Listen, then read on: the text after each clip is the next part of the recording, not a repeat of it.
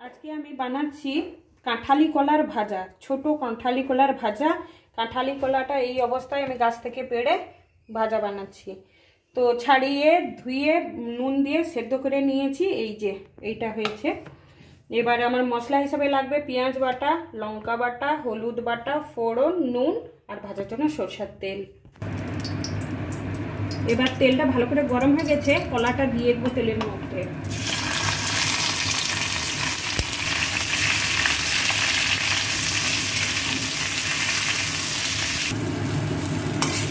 কলাটা আমার আধা ভাজা হয়ে গেছে, এবার মশলা নাবিয়ে নেব।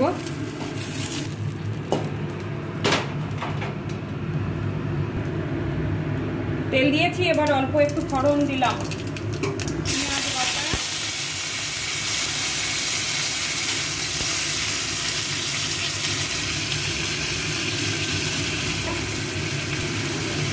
হলুদ গুঁড়ো আরও একটু অল্প দেবো।